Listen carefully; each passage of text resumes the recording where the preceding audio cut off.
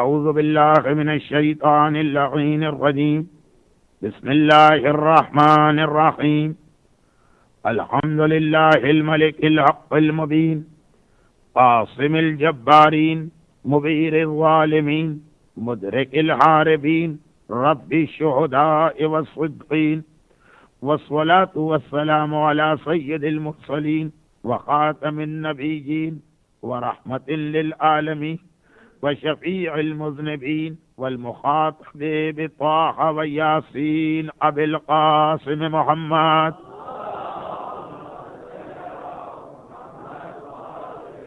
وآلہ وأہل بیتہ وقطرتہ الطیبین الطاہرین المعصومین المظلومین المنتجبین ولعنۃ اللہ علی اعدائہم اجمعین اما بعد فقد قال اللہ عز وجل فی محکم کتابہ الحکیم بسم اللہ الرحمن الرحیم وَسَيَعْلَمُ الَّذِينَ ظَلَمُوا أَيَّ مُنْقَلَبٍ يَنْقَلِبُونَ۔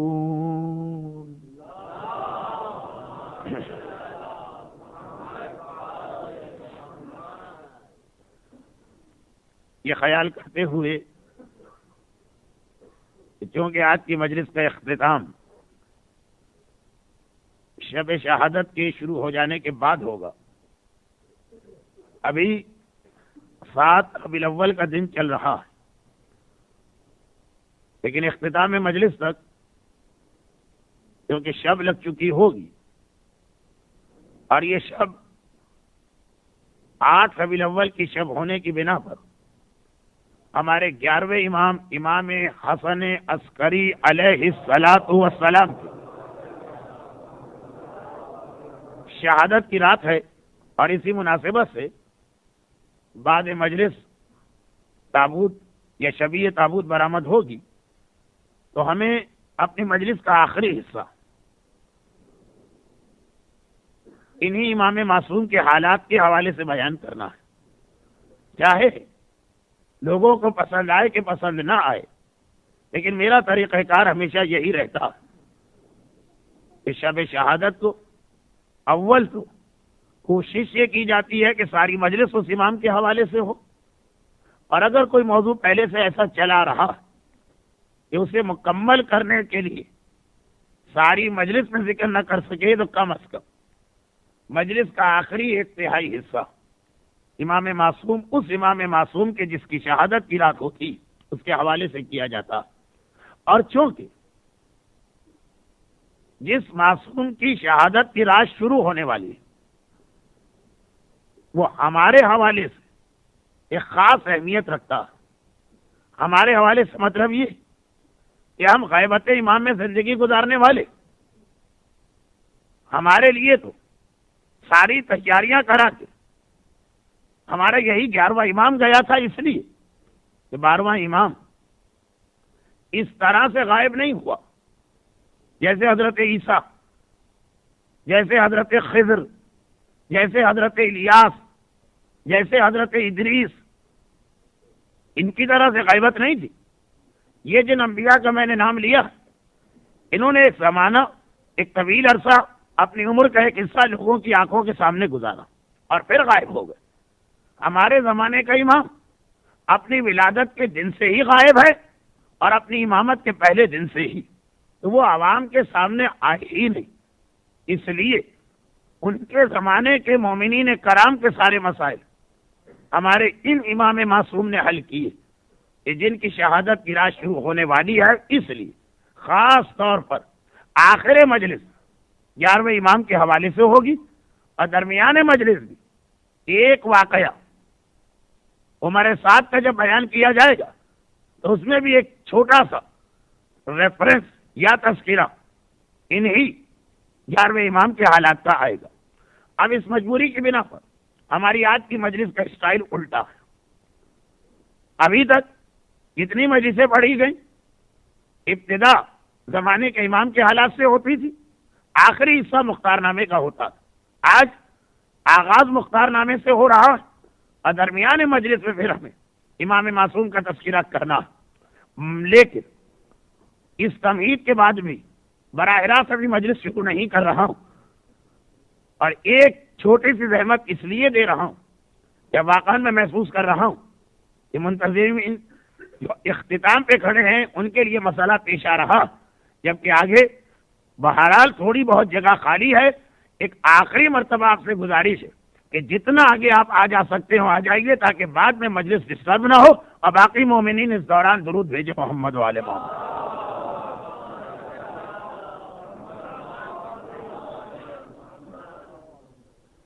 ایک مرتبہ اور درود بھیجنا پڑے گا۔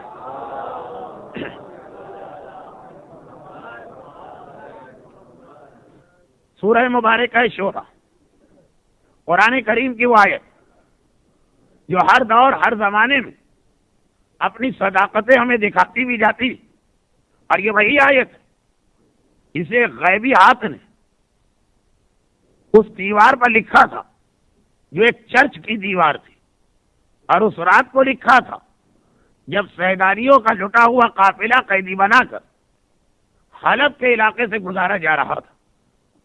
اب تو ماشاءاللہ زیارت کرنے والوں کی تعداد بھی بڑھ گئی، اور زیارت کرنے والے جب کسی جگہ زیارت کے لیے جاتے ہیں تو وہاں جا کر ان کی یہ تمنا بھی اب بڑھ چکی کہ اس جگہ کی زیادہ سے زیادہ زیارتیں ہمیں بتائی جائیں۔ پہلے انسان کسی شہر میں جاتا، ایک جو مرکزی زیارت وہ کر کے آ جاتا تھا، لیکن اب تاریخ اسلام سے آگہی کے بعد یہ شوق بڑھتا چلا جا رہا۔ اسی کا نتیجہ کہ اب مومنین حلب اور رقہ کی زیارتوں کے لیے بھی جانے لگے، ورنہ پہلے زیادہ سے زیادہ سیریا کی زیارتوں میں لوگ دمشق شہر اور بہت ہوا تو حجر ابن عدی کی قبر تک ہو کے آ جاتے تھے۔ اب پتہ ہے کہ رقہ کتنا اہم مقام ہے۔ جناب ہمارے یاسر، جناب اویس قرنی اور جنگ صفین کے باقی شہداء کی روضے وہیں پر ہے، اور اس کے قریب وہ حسب شہر جہاں آج تک اس عیسائی کا چرچ ہے، جس کے قریب عمر سعد ملعون، جس کا تذکرہ آج کے مجلس کے درمیان ہونے والا، اس کا قافلہ آ کے رکا تھا، اور رات کے وقت یہ دیکھا گیا تھا ایک ہاتھ نمودار ہو رہا، خالی ہاتھ، اور وہ اس چرچ کی دیوار پر قرآن کریم کی یہ آیت اور دو شعر لکھ رہا، ظلم کرنے والوں کو وَسَيَعْلَمُ الَّذِينَ، ظلم کرنے والوں کو ان قریب پتہ چل جائے گا کہ تب کتنے جلدی اور کتنی بڑی تبدیلی آ رہی۔ سن 61 ہجری اور سن 62 ہجری، یہ ہے ظالموں کے عروج کا زمانہ۔ کیا حالت ہے پسر سعد کی، کیا دماغ خراب ہے شمر ذیلجوشن کا، کیا کیفیت ہے کربلا کے بڑے بڑے سالاروں کی، اور صرف 4 سال، آج کے 4 سال تو پھر بھی ایک بڑی مدت لگتی، پرانے زمانے کی زندگی کتنی سلو تھی، صرف 4 سال کے اندر ایسے حالات بدلے کہ ربیع الاول سن 66 ہجری اور ربیع الثانی سن 66 ہجری اور جمادی الاولی سن 66 ہجری، 66 ہجرہ کے یہ 3 مہینے سارا نظام حکومت بدل گئے، اور جس کے بارے میں کوئی سوچ بھی نہیں سکتا تھا، اور جس کے ذہن میں دور دور یہ آ بھی نہیں سکتا تھا کہ مختار جیسا بظاہر اکیلا آدمی اتنے طاقتور ترین خاندان بنو امیہ کے پریزنس میں شہر کوفہ کے تخت پہ آ کے بیٹھ جائے گا۔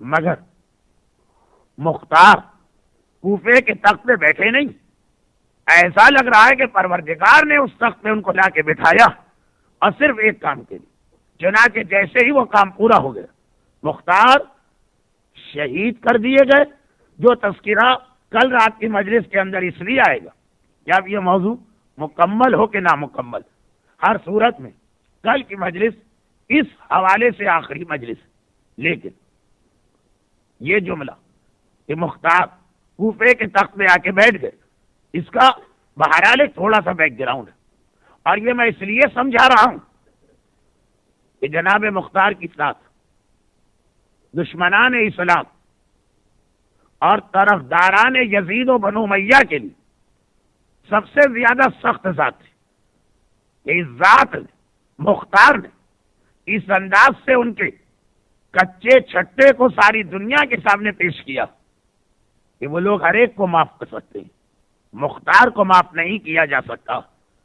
مختار پر نبوت آوے کا الزام اور فائدہ اٹھایا اس بات سے، آنے والے حالات کی اور غیب کی خبریں دیتے تھے۔ اس کا جواب میں تفصیل سے دے چکا ہوں کہ ایسا کس لیے۔ اور ایک الزام یہ لگا کہ ارے کہاں کا خون حسین اور کہاں کربلا کے قاتلوں سے انتقام، یہ تو خالی کرسی کا چکر تھا۔ مختار کو اقتدار چاہیے تھا، مختار کو حکومت چاہیے تھی، اور کیونکہ اس زمانے میں یہ وہ لوگ کہہ رہے ہیں، اس زمانے میں خون حسین کی وجہ سے امت مسلمہ کا ایک بڑا گلٹی کانشیس میں تھا، مختار نے اس سے فائدہ اٹھایا۔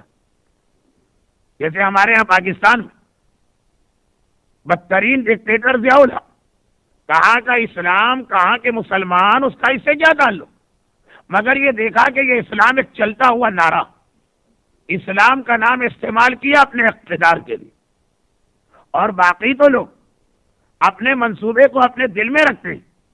اس سے تو پروردگار نے ایک ایسی حماقت کروا دی کہ باقاعدہ یہ چیز ڈاکومنٹ میں آ گئی۔ جو ریفرینڈم ہمارے ضیاء الحق صاحب نے کیا تھا، اس کا سوال یہ تھا کہ اگر آپ اس ملک میں اسلام لاتے چاہتے ہیں تو ہاں کہہ دیجیے بس، اور آپ کے ہاں کہنے کا مقصد یہ ہوگا کہ آپ ضیاء الحق کو چاہتے ہیں، اسلام چاہتے ہیں، اس کا مطلب یہ ہے کہ آپ ضیاء الحق کو چاہتے ہیں۔ اس طرح سے اپنے آپ کو اور اسلام کو ایک دوسرے کا متبادل بنا کے پیش کیا تھا۔ مگر کیا یہ الزام صحیح؟ میں مختار کے حوالے سے بات کر رہا ہوں۔ کہا کہ مختار نے بھی ایسا ہی ایک نعرہ لگایا تھا، خالی ایک پولیٹیکل نعرہ تھا، اس لیے تفصیلی جواب کی ضرورت نہیں کیونکہ وقت نہیں۔ مختار نامے ہی کے حالات میں درمیان میں ایک چھوٹا سا واقعہ ایسا آ جاتا جو صاف بتا دیتا کہ مختار کی نیت کے اندر خلوص تھا، اقتدار نہیں تھا، اور وہ یہ کہ مختار اپنی بہن سے جیسے ہی گلے ملے، خوشی کی شدت سے یہ بہن صفیہ انتقال کر گئی، اور اب مختار اسی مکے اور مدینے کے علاقے میں قیام کرتے ہیں اور یہ سوچتے ہیں کہ کسی طرح سے اپنے اس مشن کو پورا کرنا۔ مگر ابھی بھی مختار کے سامنے یہ کہ اگر کوئی زیادہ مشہور، زیادہ اہم شخصیت میرے اس مشن کے لیے تیار ہو جائے تو میں اس کے ہاتھ پر بیعت کر کے، میں اسے سپورٹ کر کے، میں اس کے ذریعے سے انتقام خون کربلا لوں گا۔ اقتدار کا مسئلہ ہوتا تو پہلے دن سے ہی اپنی پارٹی بنا کر اپنے اقتدار کے لیے کوشش کرتے۔ وہ تو بہت آخر میں جا کر جب مختار کو 2-4 جگہ بڑے بیڈ ایکسپیرینس ہوئے، تب جا کے مختار نے خود اپنے اقتدار کی کوشش کی تھی۔ پہلا ایسے رہا ہو کے آئے، پہلا کام یہی کہ میں خود نہیں کسی اور مناسب آدمی کو دیکھوں۔ مختار کو کوئی نہیں جانتا، ایک بالکل غیر معروف آدمی، شہر کوفہ کے اندر کچھ لوگ جانتے ہو تو جانتے ہیں، اتنا فرینڈ سرکل تو ہر آدمی کا ہوتا۔ اس وقت صحیح معنوں میں کربلا کے واقعے سے پولیٹیکل گین حاصل کیا عبداللہ ابن زبیر نے۔ یہ ایک شخصیت ہے، اس نے یہی نعرہ لگایا کہ مجھے کربلا کا بدلہ لینا، اور چونکہ ان کی شخصیت ویل نون تھی اور ان کے پیچھے خاصی طاقتور بیکنگ تھی، مختار 60 سال کا آدمی، یعنی اتنا ایکسپیرینس، مگر اپنی نیت کی سنسیئرٹی کی وجہ سے ان کے ہاتھوں میں دھوکہ کھا گئے۔ کہنے لگے کہ جب ایک آدمی آلریڈی موجود اور وہ ایسا آدمی ہے کہ لوگ اس کو زیادہ سپورٹ کریں گے، تو میرا کام تو ہے کربلا کا انتقام، میں لوں کوئی اور لے، میں اس کا نوکر اور خادم بن کے بھی تیار ہوں۔ گئے اس کے پاس۔ اب یہ عبداللہ ابن زبیر ہیں کون؟ اگرچہ اتنے انٹرسٹنگ آدمی، یہ پوری تقریر ان پہ ہو سکتی، لیکن اس سال کی مجالس میں اب وقت نہیں، اور یہ ٹکڑا بھی میں صرف اس لیے لا رہا ہوں، ورنہ اسے میں کاٹ دیتا، صرف اس لیے لا رہا ہوں کہ مختار کی نیت پہ جو شک اور حملے کیے جاتے ہیں اس کا ایک جواب یہ موجود۔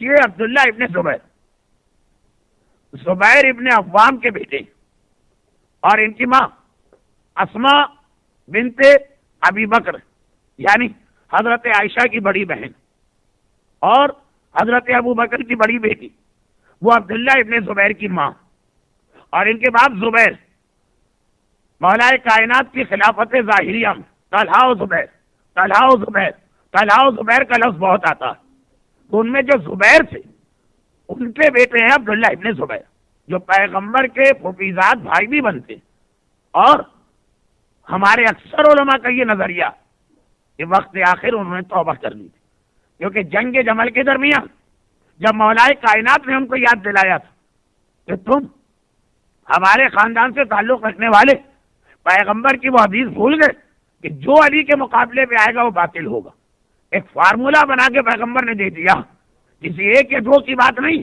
کہا جو علی کے مقابلے پہ آئے گا بس سمجھ لو کہ وہ باطل ہوگا۔ زبیر کو حدیث یاد دلائی، شرما گئے، میدان جمل چھوڑ کے جانے لگے۔ اس وقت عبداللہ ان کا بیٹا تو جانتا ہے کہ میرا باپ بہرحال بنی ہاشم کا ہے تو بڑا بہادر، اپنے باپ کو الٹی پٹی پڑھا رہا تھا اور کہہ رہا تھا کہ ایسی حدیثوں کے چکر میں نہ پڑیے۔ میں ساری تفصیل میں اس لیے نہیں جا رہا کہ آج کا موضوع عبداللہ ابن زبیر نہیں، لیکن یہ دیکھنے کے باوجود کہ 20 سال پہلے یہ مولا کا اتنا مخالف ہے کہ اس کا باپ جب شرما گیا، نادم ہو گیا حدیث رسول سن کر، طلحہ اور زبیر کی جوڑی ٹوٹ گئی اور زبیر جنگ جمل سے باہر جانے لگے، تو بیٹا اپنے باپ کو روک رہا ہے اور کہہ رہا ہے کہ علی کے خلاف تلوار چلائی، مگر مختار نے سوچا وہ 20 سال پرانی بات، عبداللہ ابن زبیر کی جوانی ہو سکتا ہے کہ 20 سال کے بعد اور کربلا کے واقعے کی وجہ سے ایسے لوگوں کو شوق لگے بدل گئے۔ جب آئے مدینے میں پتا چلا کہ آج کل عبداللہ ابن زبیر عوام کے یہ سینٹیمنٹ کو استعمال کر رہے ہیں، مکہ مدینے کے لوگ بہت پریشان، ہم نے حسین کا ساتھ کیوں چھوڑ دیا تھا، ہم نے یزید جیسے حکمران کے سامنے خاموشی کیوں اختیار کی تھی۔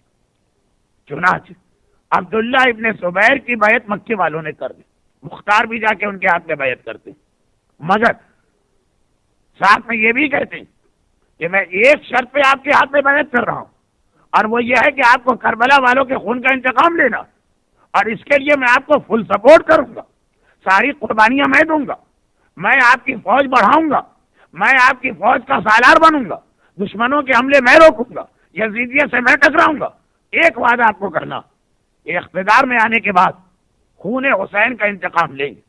عبداللہ ابن زبیر اب پولیٹیکل فیگر مان گئے، یہ ہمارے ہندوستان اور پاکستان کی روزانہ کی کہانی مگر چلی وہیں سے آ رہی، مان گئے، کہا مختار یہ تو میری زندگی کا بھی مشن۔ اب جس وقت مکے والوں نے بیعت کر لی اور مختار کی وجہ سے آل محمد کے شیعوں کی ایک بڑی تعداد ان کی سپورٹ میں آ گئی، یہ خبر یزید کو مل گئی۔ یزید کے لیے ایک جملہ ابھی سے کہہ دوں کہ مختار نے جو کربلا والوں کا انتقام لیا تھا اس میں یزید ان کے ہتھے نہیں چڑھا تھا، اس لیے کہ یزید تو مختار کی حکومت قائم ہونے سے 2 سال پہلے واصل جہنم ہو چکا تھا۔ تو اگرچہ اپنی جگہ یہ سوال بھی بڑا انٹرسٹنگ کہ آخر یزید کا آخری وقت کیسے آیا تھا اور یزید کس طرح سے تڑپ تڑپ کے اس دنیا سے گیا تھا، کیسے وہ پیاس سیکھ رہا تھا، لیکن وہ مختار نامے کا پارٹ نہیں، اس لیے کہ جناب مختار سے پہلے ہی وہ اس دنیا سے رخصت ہو گیا۔ جب یزید کو اطلاع ملی، بہت جلدی اس مرحلے سے آگے بڑھ رہا ہوں کیونکہ اصل مختار نامہ رہا جا رہا، جب یزید کو یہ اطلاع ملی کہ مکی اور مدینے دونوں جگہ میرے خلاف بغاوت ہو گئی، اپرائزنگ ہو گئی، لوگ میرے اگینسٹ ہو گئے، میرے گورنر کو نکال دیا گیا، عبداللہ ابن زبیر کی حکومت قائم ہو گئی، اس نے انتہائی ظالم مسلم اس کی قیادت کے اندر ایک لشکر بھیجا اور کہا کہ جاؤ، نہ مکے کا احترام نہ مدینے کا احترام، میرے سارے باغیوں کا خاتمہ کرو۔ صدام کے حوالے سے گلف وار میں آپ نے کربلا اور نجف کے روزوں پہ جو گولہ باری کی کیفیت سنی تھی، ہے تو آخر وہ ماننے والا یزید ہی کا، یزید نے یہ آرڈر دے کے بھیجا تھا، وہ مدینہ رسول ایسی تباہی کی گئی، اس طرح سے مدینہ رسول کو اجاڑا گیا، اس طرح سے مسجد النبوی میں گھوڑے اور گدھے باندھے گئے، اس طرح سے روضہ رسول پہ بیٹھ کے شراب کا دسترخوان بچھا کے شراب پی گئی، انسانیت شرما کے رہ جائے۔ مگر واقعات آج اس طرف نہیں جا رہے، مگر مکے کی کہانی یہ ادھر مدینہ تباہ کیا مسلم، کوئی چوں نہ کر سکا. یعنی پیغمبر کے زمانے کی صحابیہ عورتیں اس انداز سے ان کی عزتوں پہ حملہ کیا گیا، اور اس طرح سے اس کے نتیجے میں پیغمبر کے زمانے کی صحابیہ عورتوں کے یہاں حرام کی اولاد پیدا ہوئی. جو لوگ صحابی صحابی سپاہی صحابہ وغیرہ کے نعرے لگاتے ہیں، یہ بھی تو اصحاب رسول تھے جن پہ ظلم ہوا، ان کے ظالم کے خلاف کبھی کسی نے لعنت کی ہے؟ وہی یزید آج یہ باقاعدہ جملے آ رہے ہیں کہ خدا ہمیں یزید کا ساتھی بنا دے، اپنے بچوں کے نام یزید رکھے جا رہے ہیں. اگر ایسی صحابہ سے محبت تھی تو کم از کم یہ 9,000 صحابیوں کا قاتل یزید. صحابہ سے محبت نہیں ہے، اہل بیت سے دشمنی. خیر سلسلہ آگے بڑھا. حسین ابن نمیر اس لشکر کا ڈپٹی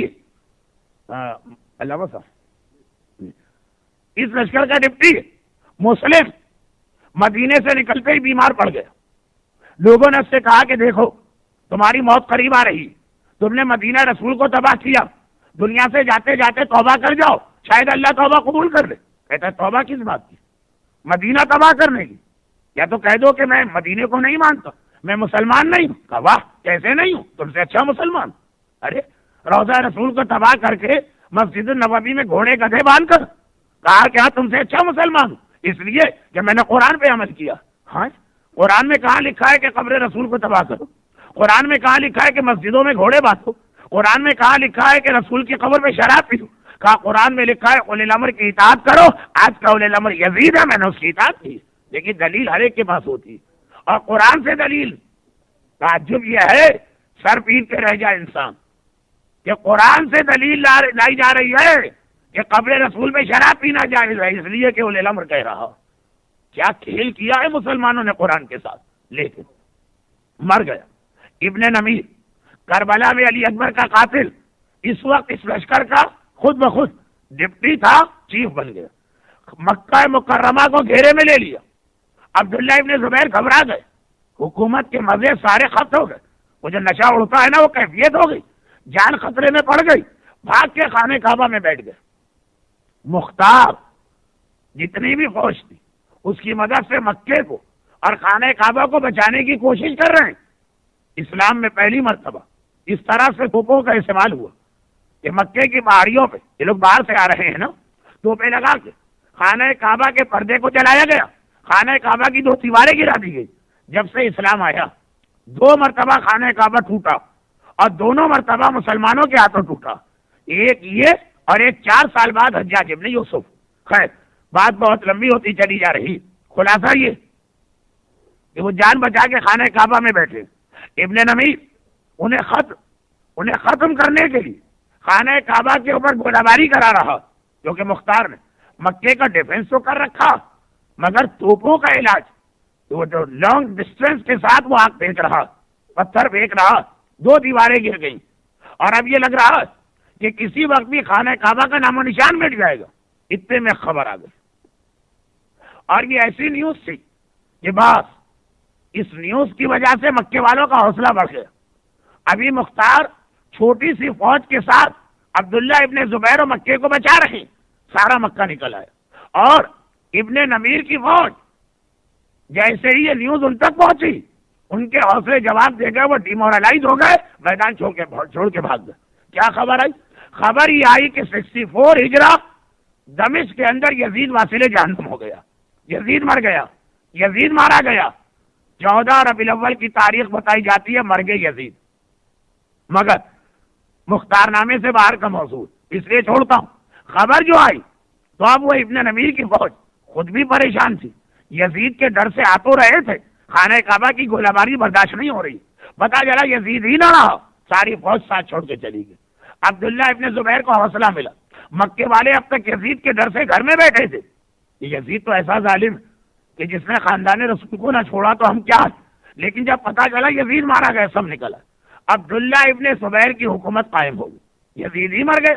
اور ادھر بنو امیہ کے درمیان آپس میں پرابلم ہو گئے. کیوں؟ یزید کے بعد اس کے بیٹے کو حکومت ملی. ہر ایک کو یزید کے بیٹے کا واقعہ معلوم، اور نہیں بھی معلوم تو آج تفصیل میں جانے کا وقت نہیں. وہ تخت حکومت کو ٹھکرا کے جا کے گھر میں بیٹھ گئے، اور اپنے باپ اور دادا دونوں پہ لعنت کر کے گھر میں جا کے بیٹھ گئے. اب کسے حکمران بنایا جائے؟ دوسرا بیٹا خالد، یزید کے 2 بیٹے، دوسرا بیٹا بہت ہی چھوٹا تھا، وہ اس قابل نہ تھا کہ تخت حکومت پہ بیٹھتا. ایک ایسا آدمی ہے کہ جس کا نام سن کر چاہے آپ کو اس کی ڈیٹیل پتہ نہ ہو، آپ کے دل میں ایک نفرت و کراہیت پیدا ہوگی. مروان وہ پہنچ گیا ٹہلتا ہوا، اور وہ اسی خاندان بنو امیہ کی دوسری برانچ سے تعلق تھا. اس نے دیکھا کہ یزید کی اپنی فیملی میں کوئی میل ممبر نہیں، چھوٹا تھا ایک بچہ. ایسا نہ ہو کہ بنو امیہ کا اقتدار جو اتنی محنتوں سے ہم نے قائم کیا چلا جائے. خود بنو امیہ ہے مگر ایک اور برانچ سے. اس نے ایک ترکیب سوچی، اور وہ ترکیب اس نے یہ سوچی کہ یزید کی بیوہ سے شادی کرنی جو خالد کی ماں تھی. اب چونکہ یہ خالد کا گارجین بن گیا، یزید کے نابالغ بیٹے کا اقتدار اس کے ہاتھ میں آ گیا، مگر ابھی اتنا مضبوط اقتدار نہیں. پھر یہاں پہ پرابلم ہو گیا، شوہر بیوی میں جھگڑے ہو گئے. مروان اور یزید کی پرانی بیوی جو مروان کی لیٹسٹ بیوی ہے، ان دونوں میں ہو گئے جھگڑے، آپس میں اختلافات بڑھ گئے. مروان نے بعض توہین آمیز باتیں کر دی. آپ کو پتا ہے کہ ہر دور کی عورتیں اپنے وزن کے بارے میں بڑی کانشیس رہتی ہیں، چاہے 2 من 3 من کی ہوں، لیکن ہمیشہ کہیں گی دیکھنا میں کتنی سلیم اور اسمارٹ نظر آ رہی ہوں.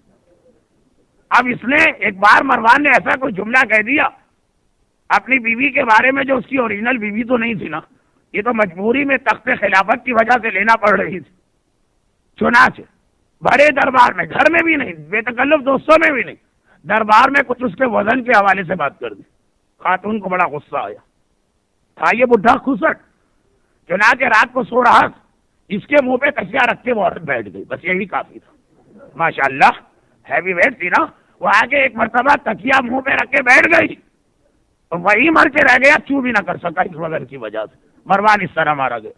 مروان کے بعد اس کا بیٹا عبد الملک ابن مروان حکمران بنا، پھر ولید ابن عبد الملک. لیکن بنو امیہ کا خاندان آپس کے اندر اختلافات اور بہت فریکوینٹ خلفاء میں چینجز، اور ادھر مکہ مدینہ بہت دور ہے. چنانچہ ادھر ان کے پاس ٹائم نہ رہا. عبداللہ ابن زبیر نے موقع سے فائدہ اٹھایا. چنانچہ پورے سعودی عرب، جو آج سعودی عرب ہے نا، یہاں اقتدار مضبوط کر لیا. بھائی یہ جملے کے لیے میں نے آپ کو 15 منٹ کی ادھر زحمت دی، یہ مختار نامے کا حصہ. لیکن جیسا کہ میں نے کل کہا تھا کہ چونکہ مختار نامہ بہت ٹائم چاہتا، تو میں اسے کٹ شارٹ کر کے اہم واقعات سنانا چاہتا ہوں. یہ واقعہ بھی کٹ جاتا، لیکن اس میں چونکہ مختار کے حوالے سے ایک میسج، وہ کیا کہ اب جب یہ حکومت قائم ہو گئی عبداللہ ابن زبیر کی، تو مختار گئے اور کہا کہ دیکھو میں نے وعدہ کیا تھا تمہارا ساتھ دوں گا، میں نے تمہارا ساتھ دیا. جب سارا مکہ جو تمہارے ہاتھ پر بیعت کر چکا تھا، لشکر یزید کے ڈر کی وجہ سے گھروں میں چلا گیا، اس وقت میں اپنی چھوٹی سی فوج کو لے کے تمہیں بچا رہا تھا. تم بھی خانہ کعبہ کے اندر بیٹھ گئے تھے، اور میں تھا جو سڑکوں اور گلیوں کے اندر تمہارا ڈیفنس کر رہا تھا. چنانچہ میں اپنے لیے کوئی انعام لینے نہیں آیا ہوں، خالی پرانا وعدہ یاد دلانے آیا ہوں. یہ میرا ایسی تم سے کمٹمنٹ تھا. مجھے جائیداد نہیں چاہیے، مجھے کوئی عہدہ یا پوسٹ نہیں چاہیے، لیکن اب شروع کرو اپنا آغاز. عبداللہ ابن زبیر، سارے پولیٹیکل وعدے تھے جو ہمارے یہاں پاکستان میں ہر جماعت وعدہ کرتی ہے، بعد میں کسی کو یاد رہتا. ہندوستان میں ہر پولیٹیکل پارٹی، عبداللہ ابن زبیر نے آنکھیں پھیر لی، انداز ہی بدل گئے، اب تو حکمران بن گئے. اور ایسا لگ رہا کہ کئی سالوں تک بنو امیہ کے پاس اتنی اسٹرینتھ نہیں آئے گی کہ وہ اپنے علاقے سے اس علاقے کی طرف آ سکے. لیکن سعودی عرب ٹوٹل ڈفرینٹ، عراق بالکل الگ، بنو امیہ کا بیس اور ہیڈ کوارٹر سیریا، وہاں وہ اپنے لوکل پرابلم میں پھنسے. یہ جو میں نے واقعات آپ کو 2 منٹ میں سنا ہے کہ یزید مرا اور خالد آیا اور خالد کی ماں سے شادی ہوئی اور ماں نے اپنے شوہر کو مارا، پھر اس کا بیٹا، کئی سال لگ گئے اس کے اندر. تو عبداللہ ابن زبیر دیکھ رہے ہیں کہ بنو امیہ اس پوزیشن میں نہیں کہ میری جانب آ سکے. اب میں مختار سے کیوں کیا ہوا وعدہ کیوں پورا کروں؟ وہ کون سا دل سے محب اہل بیت تھا؟ آنکھیں پھر لی، مختار سے بات کرنے کو تیار نہیں، مختار سے کیے ہوئے وعدے کو سننے کو تیار نہیں. اتنا شدید صدمہ مختار کو ہوا کہ میں نے اتنی سنسیئرٹی کے ساتھ اپنی جان کو خطرے میں ڈال کر، اپنے آپ کو پیچھے رکھ کر اس آدمی کو اس لیے حکومت دلوائی تھی تاکہ کربلا کا انتقام لیا جائے، اور اس نے ذرا سا لحاظ بھی نہ رکھا. بھئی ایسا بھی ایک طریقہ ہوتا ہے کہ ٹٹول کی جاتی ہے. ہاں یقیناً مجھے وعدہ یاد ہے لیکن کچھ دن تو مجھے دو ذرا، میری حکومت تو وہ بالکل صاف مکر گیا. اتنا شدید صدمہ کہ اسی دن مختار نے ایک فیصلہ کر لی، اور فیصلہ یہ کیا کہ آج کے اس بیٹر ایکسپیرینس کے بعد اب میں کسی اور پہ اس طرح ریلائی نہیں کروں گا کہ اس کو مدد دوں، اسے کرسی دلواؤں، اسے اقتدار تک پہنچاؤں، اور بعد میں وہ دودھ میں سے مکھی کی طرح مجھے نکال دے. مجھے اس پہ اعتراض نہیں ہے، مگر جو میرا مشن ہے وہ تو پورا کرے. کیونکہ مختار 65 سال کے ہو چکے ہیں، کا زندگی کا بھروسہ نہیں ہے. ایوریج ایج کے اعتبار سے اب میں آخری مرحلوں میں ہوں. میں کیا یہی کرتا رہوں کہ 2 سال 3 سال کسی کے لیے قربانی دوں اور پتا چلے کہ پھر وہ اپنے وعدے کو پورا نہ کرے؟ یہاں سے مختار ذرا بدلے، یعنی بدلے ان مانوں کہ حکومت میں آنا نہیں چاہتے تھے، کرسی چاہتے نہیں تھے، یہ تہمت لگائی جا رہی. اتنا بیڈ ایکسپیرینس ہوا. اب مختار واپس کوفہ پہنچ گئے. کوفہ کیوں پہنچے؟ اس لیے کہ کوفے سے نکلے تھے ابن زیاد کا تھریٹ، ودن 3 days کوفہ چھوڑ دینا. مگر جیسے ہی یزید مارا گیا، اور یزید کے مارے جاتے ہی یا مرتے ہی فوراً کوئی اسٹیبل گورنمنٹ نہیں آئی، تو ہر طرف اپرائزنگ ہوئی. کوفے کے اندر بھی اپرائزنگ ہو گئی. وہ محبان اہل بیت، جیسے وہ بوڑھا آدمی عمیر، اس طرح کچھ اور لوگ تقیے میں تھے، گھروں سے نکل کے آئے. یزید کی جانب سے جو اپوائنٹڈ گورنر تھا ابن زیاد، اس کی ڈیوٹی یہ تھی کہ 6 مہینے کوفے میں رہے، 6 مہینے بصرے میں. اور یہ وہ پیریڈ تھا جب وہ بصرے میں تھا، تو کوفے میں ابن زیاد بھی نہیں. اس کی طرف سے ایک بہت ہی کمزور قسم کا آدمی تھا عمر ابن حارث. مار پیٹ کے اسے لوگوں نے نکالا اور سیدھا جا کے پہلے اس جیل پہ اٹیک کیا. وہ جیل کا دروازہ ٹوٹا. 4,500 محبان اہل بیت پتہ نہیں کتنے سالوں کے بعد اس جیل سے نکل کے آئے، جس کی آپ ساری تفصیل سن چکے ہیں اس جیل کی. اب جب یہ لوگ باہر آ گئے تو کوفے کے اندر ایک طرح انہی کی حکومت چل رہی، اگرچہ ان میں سے کسی نے حکومت کو نہیں سنبھالا. پھر خاندان بنو امیہ ہی کا ایک آدمی آ گیا، مگر اس نے ان کے معاملات میں انٹرفیئر نہیں کیا اور یہ ادھر نہیں گئے. اب یہ جو باہر آئے تو سب بہت ہی زیادہ پریشان تھے کہ ہم زندہ تھے اور اپنے آقا کی مدد کے لیے نہ پہنچ سکے. حسین حل من ناصرین ینصرونا کہتے رہے، ہم 4,500 نہ پہنچے. گرچہ ان کا کیا قصور، اتنی سخت ترین جیل میں، مگر باہر ان میں سے بعض کو اتنا صدمہ کہ مین ٹائم مختار کوفے آ گئے. پتا چل گیا نا کہ آج کل کوفے کے حالات بدل گئے. اگرچہ ابن زیاد زندہ ہے لیکن وہ بصرے تک محدود ہو کے رہ گیا. کوفے میں محبان اہل بیت بہت ہی اسٹرانگ ہو چکے ہیں. 4,500 میرے جیل کے ساتھ ہی باہر آ گئے، جیل کے ساتھ ہی مختار پہنچے. پتا چلا یہاں روزانہ میٹنگیں ہو رہی کہ ہمیں کربلا کے واقعے کا بدلہ لینا. حل من ناصرین ہماری زندگی میں کہا گیا اور ہم نہ پہنچ پائے، یہ ہماری غیرت کے خلاف. اب میٹنگوں پہ میٹنگیں ہو رہی، مگر اس میٹنگز میں 2 مختلف اوپینین آ رہے ہیں. مختار والا اوپینین پہلا اوپینین کہ ہمیں بدلہ لینا، مگر پلاننگ کے تحت. اتنی بڑی حکومت سے ٹکرانے جا رہے ہیں، اور اسی کوفے کے اندر ابھی ہمارے ساتھ کی آرمی اور یزید کی آرمی کے بہت سے لوگ، حالات ایسے ہیں کہ وہ ذرا سے ویک ہو گئے، مگر ان کی ایک طاقت ہے. اگر ہم ایسے ہی بغیر کسی پلاننگ کے جا کے اپنا کام شروع کریں گے، حالات ان سب کو ایک ساتھ ملا دیں گے، ہمارے خلاف ہو جائیں گے. ہمارے لیے مسئلہ مشکل ہے، کیونکہ بہرحال ابن زیاد زندہ ہے اور بصرے میں بیٹھا. بہرحال دمشق کے اندر بنو امیہ کی حکومت ہے، تو اس طرح سے بغیر کسی پلاننگ کے ڈسٹرب کام نہیں کرنا چاہیے. یہ پہلا اوپینین، مختار اس کے ساتھ. دوسرا اوپینین سلیمان ابن سرد خزائی، سعید ابن مسیب اور کچھ اور لوگوں کا تھا. ان کا کیا کہنا تھا؟ ان کا کہنا یہ تھا کہ انتقام کی بات ہم سے نہ کرو، ہم کربلا والوں کا انتقام نہیں لینا چاہتے.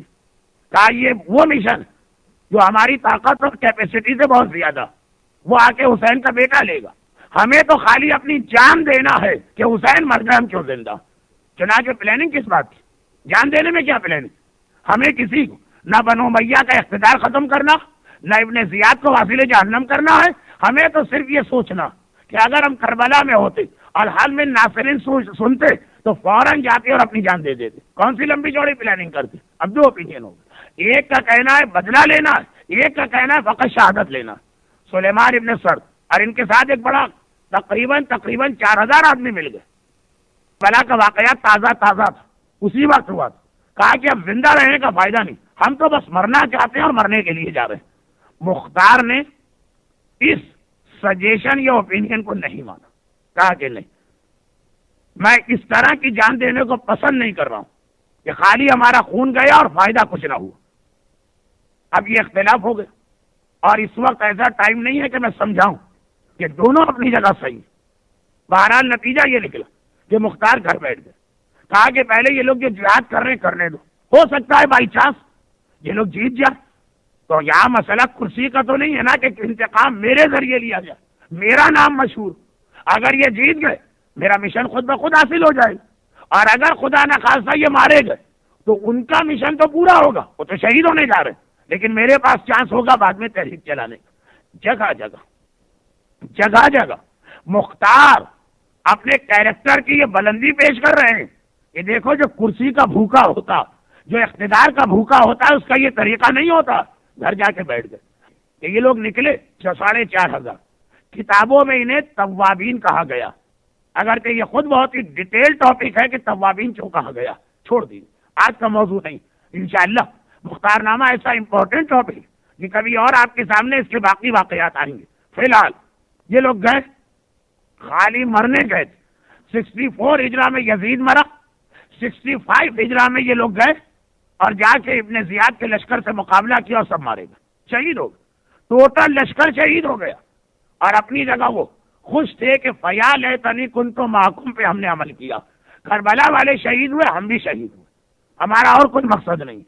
جب 65 ہجرہ میں یہ لوگ شہید ہو گئے، اب مختار نے کہا کہ بہرحال اسٹل قاتلان امام تو زندہ اور ان سے بدلہ لینے کا مشن تو انکمپلیٹ ہے، اب مجھے آگے آنا چاہیے. 2 ایکسپیرینس مختار دیکھ چکے ہیں. سنسیئر لوگ بغیر کسی پلاننگ کے گئے، سب مارے گئے.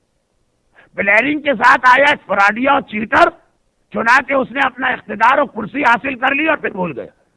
اب کا ایک ہی طریقہ کہ میں خود میدان میں آؤں، مگر اکیلے مختار پھر بھی اتنی بڑی طاقت نہیں. مالک اشتر کی فیملی، ابراہیم کی بہن کے حوالے سے شروع کی 2-3 مجالس میں خاصی ڈیٹیل آ چکی، اسے ریپیٹ نہیں کر رہا ہوں. خلاصہ یہ ہے کہ ابراہیم ان کا اپنا بھی ایک گروپ ہے، یعنی ان کی اپنی فیملی، ان کے والد کی وجہ سے بہت سارے شیعہ ان کے ساتھ. یہ اگر آ جائے تو پھر ہم 2 مل کے یہ کام کر سکتے ہیں. ابراہیم ہیزیٹیٹ کر رہے ہیں. یہ ابراہیم بھی اس جیل کے اندر قید تھے، واقعہ کربلا کے وقت یہ جیل خانے میں میثم تمار اور سعید ابن مسیب اور مختار ابن ابی عبیدہ کے ساتھ تھے. لیکن جب مختار نے کہا ہیزیٹیٹ کیا. لیکن یہ ہیزیٹیٹ کیوں ہے؟ ذہن میں رکھیے گا کہ یہ اس لیے نہیں ہے کہ ان کی شیعت میں کوئی کمی، مالک اشتر کا بیٹا، یا ان کی محبت میں کوئی کمی، یا یہ قاتلان امام سے انتقام نہیں لینا چاہتے ہیں، یا نعوذ باللہ بزدل و ڈرپوک ہے. تمام ہسٹورین نے لکھا ہے کہ اگر ابراہیم ساتھ نہ دیتے تو مختار اپنے مشن میں پہلے دن ناکام ہو جاتے. ہیزیٹیشن صرف ایک وجہ سے. کیا وجہ؟ بہت اہم میسیجز سے میں پوری ایک تقریر کر سکتا ہوں، کرنا چاہیے بھی، لیکن آج وقت نہیں. اور آج اس عشرۂ مجالس میں وقت نہیں، مگر ایک جملہ بھی کافی ہے صاحبان ایمان کے لیے. ابراہیم ان کا ہیزیٹیشن کیوں ہے؟ وہ کہہ رہے ہیں کہ ایک چیز مجھے بڑی صحیح لگ رہی، اپیلنگ لگ رہی، 100% حق لگ رہی. بھائی اس کے اندر کیا شک کہ کربلا کے قاتلوں سے انتقام لو؟ صحیح لگ رہا، اپیلنگ بھی ہے. میری عقل اور لاجک کہہ رہی ہے اس پہ عمل کرنا چاہیے، مگر کہا نہیں. جب میں امام کو مانتا ہوں، جب تک کہ امام کی طرف سے پرمیشن نہ ہو میں اپنی طرف سے کوئی کام نہیں کر سکتا ہوں. مجھے صرف امام کی پرمیشن چاہیے. ہیزیٹیشن اس لیے نہیں ہے کہ مختار کے مشن سے ڈس ایگری کر رہے تھے. ہیزیٹیشن اس لیے نہیں ہے کہ مالک اشتر کا بیٹا تلوار چلانا بھول چکا. ہیزیٹیشن اس لیے ہے کہ دینی معاملات میں اپنی رائے نہیں چلائی جاتی ہے، ہمیشہ امام سے پوچھا جاتا.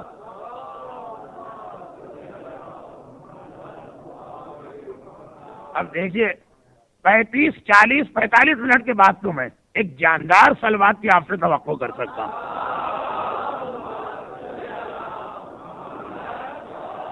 ابراہیم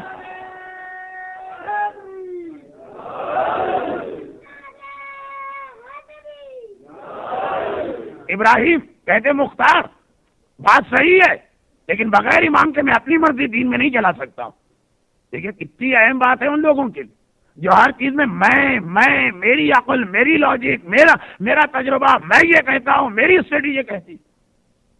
یاد رکھیے ہم مرجے کی بات بھی دین میں نہیں مان سکتے۔ اگر امام اس کو اپوائنٹ کر کے نہ جاتے، صرف امام کی وجہ سے ہم اس کے مرجے کی بات مانتے ہیں، ورنہ ہم کسی غیر معصوم کی بات دین میں نہیں مان سکتے۔ اب ابراہیم کا فقط یہ پوائنٹ اور بہت ہی ویلڈ اور بہت ہی لیگل قسم کا پوائنٹ تھا۔ آخر یہ طے پایا کہ چل کر امام سے پوچھا جائے۔ امام سے کانٹیکٹ کیا گیا اور اس کے اندر 3-4 کانٹیکٹ ہوئے، کبھی مختار گئے، کبھی ابراہیم گئے، کبھی 50 آدمی بھیجے گئے۔ چوتھے امام نے بعض مصلحتوں کی بنا پر کھل کے یہ بھی نہیں کہا کہ ہاں انتقام لو، اور یہ بھی نہیں کہا کہ گھر بیٹھ جاؤ۔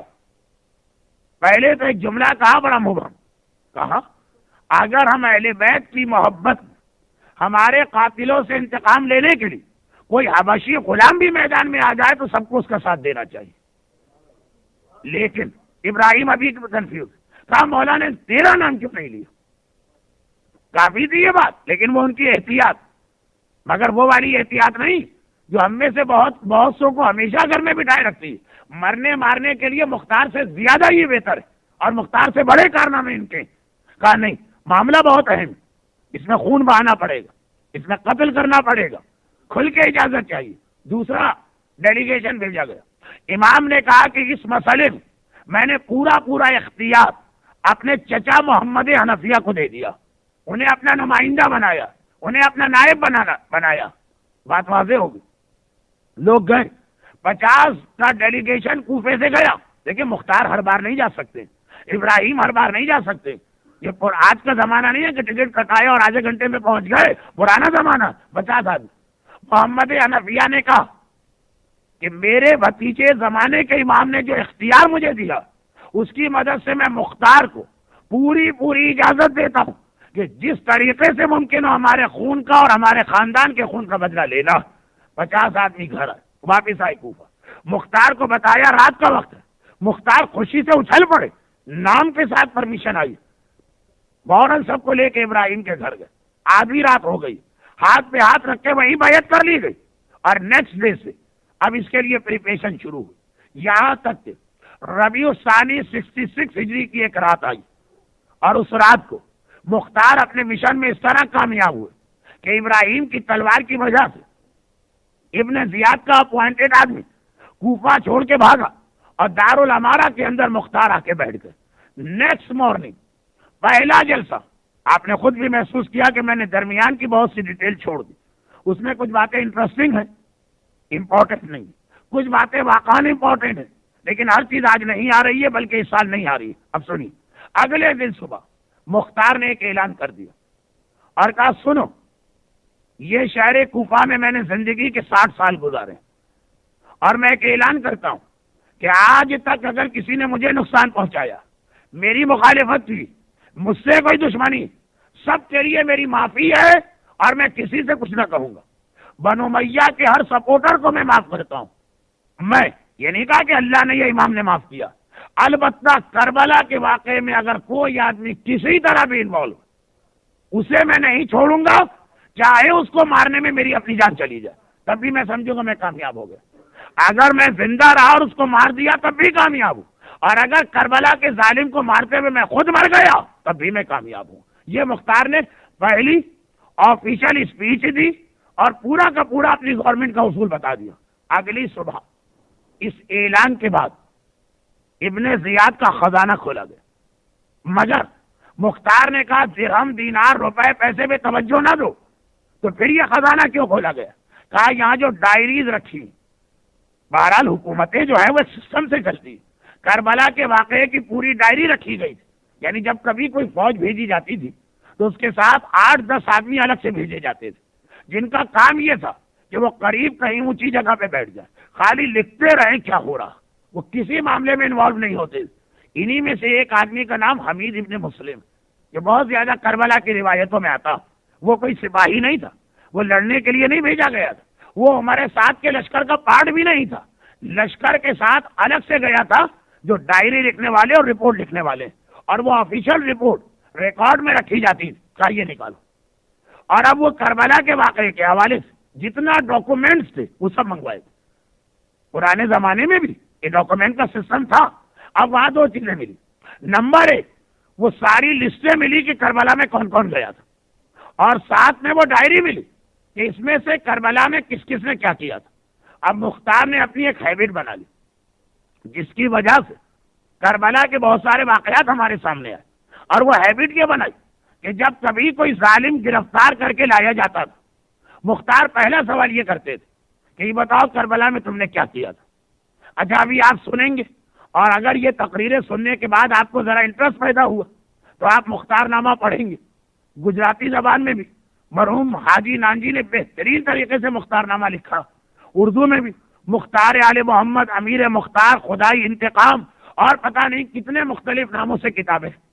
اور انگریزی زبان میں بھی مختار پہ کئی کتابیں، جن میں سے ایک میری اسپیچز کا انگلش ٹرانسلیشن ہے، اور وہ انگریزی میں چھپا ہے تو ہر زبان میں ہے.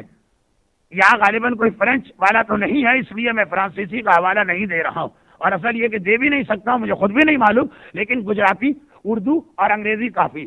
اب آئیے، مختار نے یہ بات کیوں آ گئی تھی کہ سارے واقعات میں نہیں پڑھوں گا، آپ کو انٹرسٹ ہوگا آپ خود پڑھیں گے تو آپ دیکھیں گے کہ ہر آدمی جب پکڑ کے لایا گیا، دو کا تو تذکرہ مجھے یاد کرنے کا ارادہ تھا، شاید اب دونوں کا نہ ہو سکے، خالی ایک کا ہو جائے کوئی بات نہیں. لیکن مختار سزا دینے سے پہلے پوچھتے تھے یہ بتاؤ کربلا میں تم نے کیا کیا، اور آپ دیکھیں گے وہ ساری ڈیٹیل بتاتے تھے. تو بعض اوقات ینگسٹر ایک آبجیکشن کرتے ہیں، کہتے مولانا اگر یزید کے دربار میں یہ لوگ اپنی ڈیٹیل بتائیں تو سمجھ میں آتا ہے کہ جتنا ظلم یہ بتائیں گے اتنا ان کو انعام ملے گا. پکڑ کے لائے گئے، پنشمنٹ کا مرحلہ پتا ہے کہ جو کچھ ہم بتائیں گے اس کی ہم کو سزا ملے گی. ایسے موقع پہ تو مجرم بہت ساری باتیں چھپاتا ہے، اپنے بہت سارے کارناموں پہ پردہ ڈالتا. ان میں سے ہر ایک نے سب کھل کے کیوں بتایا؟ ریزن، مختار ڈائریاں سامنے رکھ کے بیٹھتے تھے، کہتے تھے اس میں لکھا ہے تم نے کیا کیا، تمہارے آدمی نے لکھا، کسی شیعہ نے یہ ڈائری نہیں بنائی. تم بتاؤ اگر تمہارے اسٹیٹمنٹ اور ڈائری میں فرق ہو گیا تو میں اور زیادہ سخت سزا دی جائے گی. اب ان میں سے ہر ایک کو پتا کہ ڈائریاں تو بالکل صحیح لکھی گئی، یعنی جو اگر ویڈیو کسی جگہ کی اتاری جائے ڈیٹیل، اب وہ ساری باتیں بتاتے ہیں، مختار ٹیلی کرتے ہیں. اور مختار کی اس ہیبٹ کی وجہ سے کربلا کے بہت سارے واقعات ان لوگوں کی زبانی آئے جو خود کربلا میں موجود تھے. آج کل چونکہ نئی نئی ریسرچیں ہو رہی، ہر چیز کا انکار کیا جا رہا. شیعت کی بات بھی کر رہا ہوں، کہا جی کربلا کی زیادہ تر روایتیں فیبریکیٹڈ ہیں، اور ریزن یہ بتاتے ہیں کربلا میں تھا کون جس نے کربلا کی ہسٹری لکھی ہوگی. مختار نامہ اس لیے بھی پڑھی، بہت سارے فائدے ہیں مختار نامے کے. مختار نے خود ان لوگوں سے ان کے اپنے پرسنل اسٹیٹمنٹ لیے، یعنی آپ کو وہ لوگ ابھی ٹکرائے نہیں ہوں گے، اگرچہ وہ لوگ ٹورنٹو میں بھی ہیں. یہ میں آپ کی معلومات کے لیے بتا دوں، جو کہتے مولانا کربلا فیبریکیٹڈ اسٹوری ہے، اتنے مظالم تو نہیں ہوئے تھے. اور اپنے ینگسٹر البتہ اردو نہیں بول پاتے، انگریزی میں بات کرتے ہیں، کہا یہ دیکھ فیبریکیٹڈ اسٹوری، ساری روایتیں اس کی ضعیف. کہاں سے آپ لوگوں کو پتا چلا؟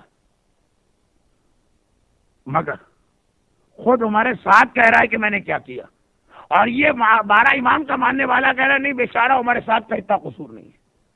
ارے خود خولی بتا رہا میں نے کیا ظلم کیے، اور یہ آدمی کہہ رہا ہے نہیں اتنے مظالم نہیں ہے، یہ ہمارے علماء بڑھا چڑھا کے پیش کرتے ہیں. آپ کو یقین نہیں آئے گا اس لیے کہ ایسے آدمی آپ سے نہیں ٹکرائے ہوں گے، اور وہ آپ کے سامنے سے جائیں بھی نہیں، کیونکہ ان کو پتا ہے کہ آپ لوگ تو بہرحال چھاپڑ رسید کر دیں گے ایسے آدمی کے جو ہمارے ساتھ کی حمایت کرے. ہم مولوی حضرات کا مسئلہ بڑا مشکل ہوتا، ہر قسم کی باتیں سننا پڑتی اور اسے کنوینس کرنا پڑتا، کیونکہ باہر نکل کے یہ کو تھوڑی کہے گا کہ میں نے ہمارے ساتھ کو سپورٹ کیا تھا. کہے گا میں نے مولانا سے ایک بات پوچھی تھی، اس کا کوئی جواب ہی نہیں تھا، ڈانٹ کے بگا دیا یا بدتمیزی کر دی یا توہین کر دی. اور لوگ جو کہ ہر مولانا کے بارے میں سمجھتے ہیں کہ جو ان کے پاس جواب وواب تو ہوتے نہیں ہیں، وہ اپنی مولانائیت ہر جگہ چلاتے یقین بھی کر لیں گے. وہ یہ کو تھوڑی کہے گا کہ میں ہمارے ساتھ کی حمایت کر رہا تھا تب مجھے ڈانٹ پڑی. خیر خلاصہ یہ کہ میں نے اپنے کانوں سے سنا، البتہ یہ جملہ ٹورنٹو میں نہیں سنا. ٹورنٹو میں تو جرنل بات سنی ہے کربلا فیبریکیٹڈ اسٹوری، کیا پتا کیا ہوا کیا نہ ہوا. مگر جو لوگ ٹورنٹو میں ہیں اسی فکر رکھنے والوں سے سنا کہ مولانا عمر سعد تو بڑا اچھا آدمی تھا، پابند صوم و صلات، عابد شب بیدار، نماز شب کا پابند، سارا دن روزہ رکھنے والا، حافظ قرآن. وہ اتنا برا نہیں تھا جتنا آپ لوگ کہتے ہیں. وہ کچھ غلط فہمیاں ہوں گی. یہ عمر سعد کے فضائل سپاہی صحابہ کے جلسے میں نہیں بیان ہو رہے، ممبر حسینی سے بیان ہو رہے. میں نے اپنے کانوں سے کہا اس کا مطلب کیا ہے؟ مجھ سے بات نہیں ہو رہی تھی، اسپیچ دی جا رہی تھی ممبر سے. جس ممبر سے حسین کی تعریف ہونا چاہیے اس سے عمر سعد کی تعریف ہو رہی. دیکھیے یہ جملے نتیجہ نکالتے ہیں. جب اس طرح سے عمر سعد کی تعریف کی جائے محب اہل بیت کا خون تو کھولے گا. اور پھر ایک اسٹیج آ جائے گا کہ غلط صحیح، وہ کہے گا اچھا عمر سعد نمازی روزے دار تو نماز روزے کو نہیں مانتے. ہونا چاہیے ایسی نماز اور ایسے روزے کو نہیں مانتے. لیکن جب غصہ آ جاتا ہے، خون کھول جاتا ہے، عمر سعد کی تعریف یہ ہے کہ نماز روزہ پڑھتا تھا، تو آدمی کو یقیناً چڑ ہو جائے گی کہ کس عبادت کی آپ بات کر رہے ہیں، کس نماز کی آپ بات کر رہے ہیں، کس قرآن کی آپ بات کر رہے ہیں. جی وہ حافظ قرآن تھا. ہم نے بہت حافظ دیکھے اور بہت زیادہ ہم نے حافظوں کے ہاتھ سے بیڈ ایکسپیرینس بھی برداشت کیے. ہم سے مطلب ہے شیعت. آئیے آغاز یہیں سے کریں.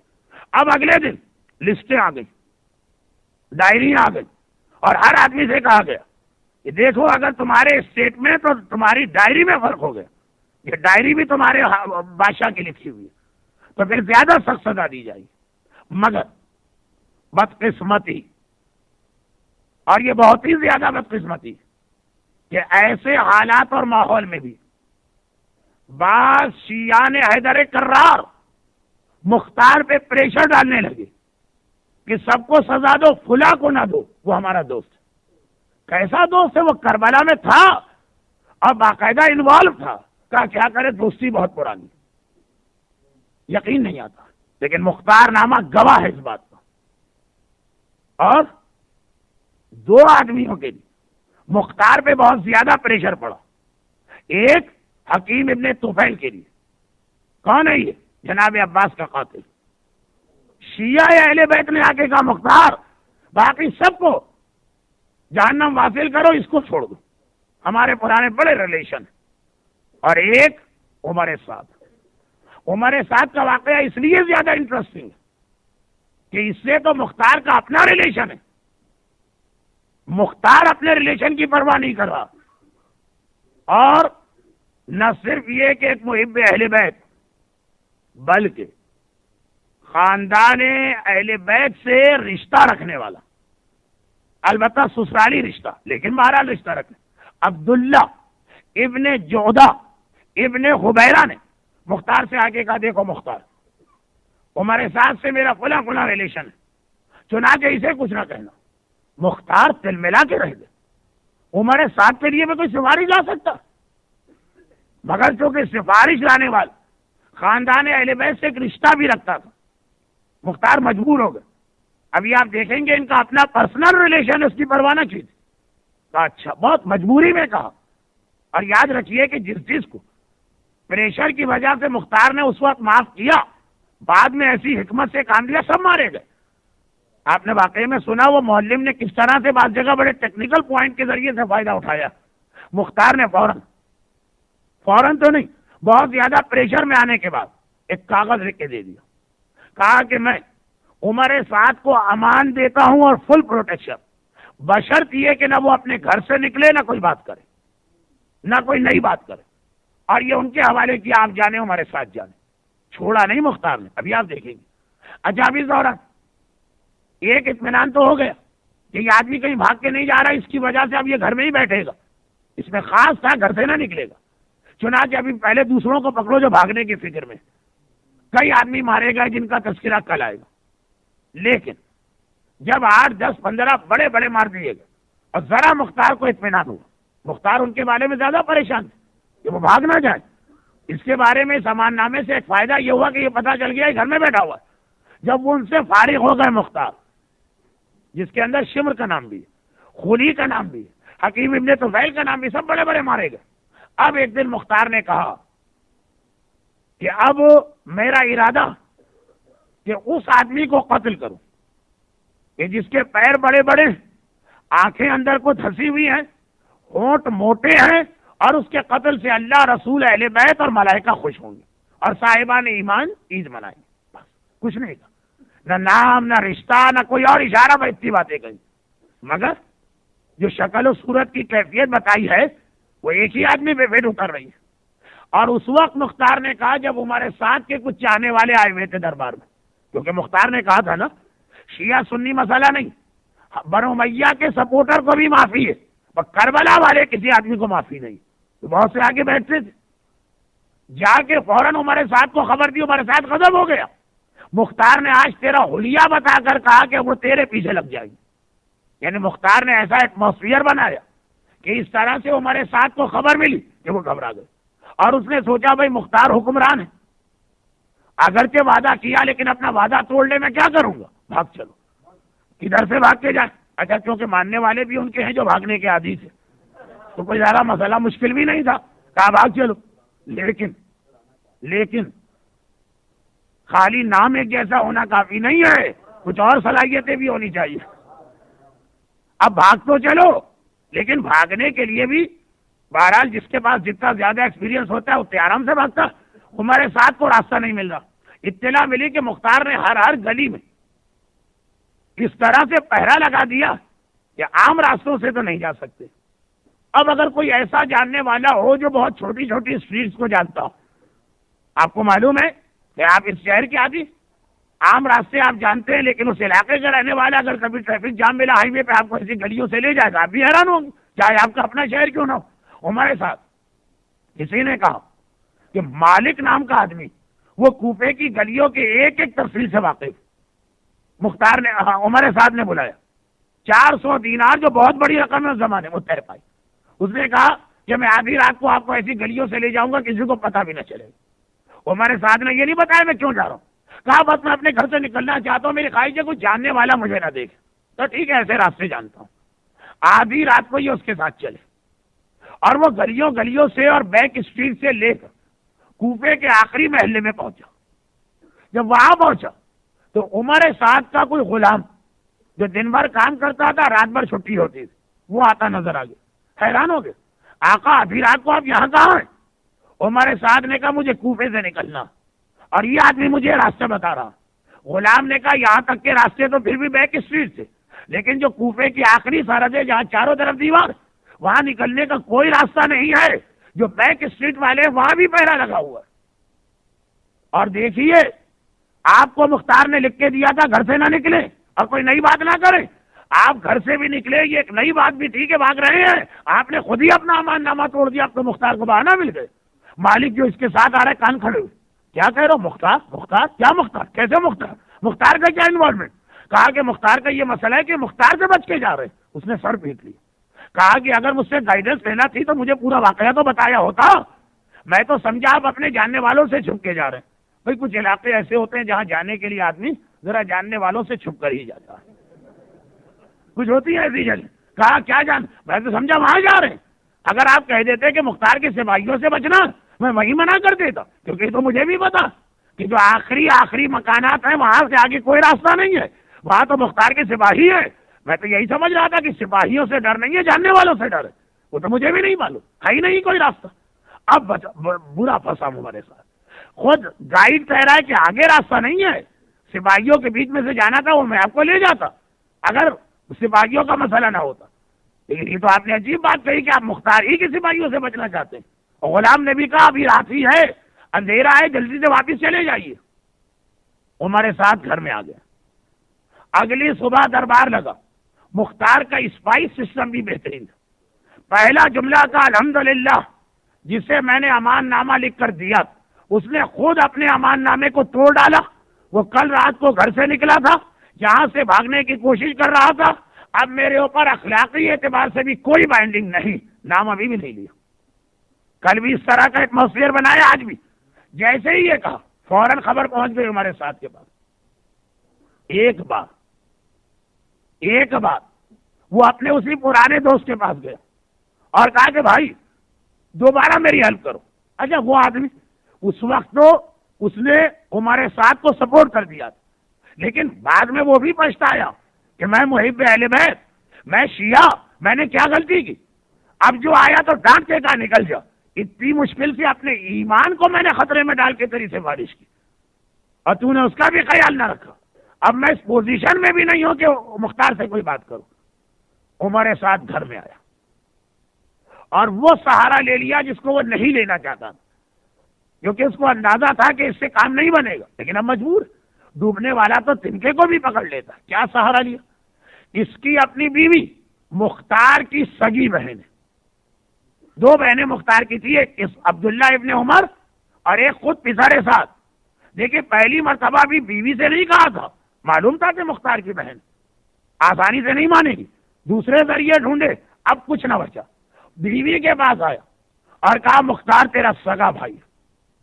بھائیوں کو بہن کے سہاگ بڑے عزیز ہوتے ہیں، جا کے میری سفارش کر دے. اور وہ ڈانٹ کے کہتی کہ خدا کی قسم تیری وجہ سے میری زندگی اجیرن ہو گئی. جب سے میرا بھائی کوفے کا حاکم بنا وہ ایک بار بھی میرے گھر وزٹ کرنے نہیں آیا تیری وجہ سے، اور میں بھی اس کے بعد مبارکباد دینے نہ جا سکی. ہم بھائی بہن کے تعلقات ختم ہو گئے، میں کیا منہ لے کے جاؤں گی؟ یہ عمر سعد کیا کروں، وقت نہیں ہے اور شاید ضرورت بھی نہیں. کربلا کے واقعات یاد کیجیے. عاشور کے دن کتنا طاقتور سمجھ رہا تھا. پہلا تیر چلا کے کہا تھا کہ گواہ رہنا، پہلا تیر میں نے چلایا. جس وقت علی اکبر مقتل میں جا رہے تھے حسین نے کہا تھا اے عمر سعد دیکھ رہا یہ منظر، تو میری نسل کو منقطع کرنا چاہ رہا، خدا تیری نسل کو منقطع کرے. جس وقت حسین کے گلے پہ خنجر چل رہا تھا زینب کبریٰ نے آواز دی تھی کہ اے عمر سعد تیرے سامنے نواسہ رسول مارا جا رہا. کیا اس وقت دماغ اس کا کہاں پہنچا ہوا تھا، تکبر کی کیا حالت. اور دیکھیے وہی ودن 5 ایئر زمین پہ گر پڑا، اپنی بیوی کے پیر پکڑے، کہا خدا کے واسطے میری مدد کرو. میں پیر پکڑ کے، یعنی واقعا لٹرلی پیر پکڑے، محاورتاً نہیں، کہا کہ میں پیر پکڑ کے درخواست کرتا ہوں کہ خدا کے واسطے میری جان بچاؤ. مختار کسی کی بات نہیں مانیں گے، ذرا امید ہے تو تم سے، کیونکہ بہن اور بھائی اور سہاگ. کربلا میں اتنا ظالم، سیعلم الذین ظلموا ای منقلب ینقلبون، وہاں اپنے آپ کو خدا سمجھنے والا آج بیوی کے پیر پکڑ کے بات کر رہا.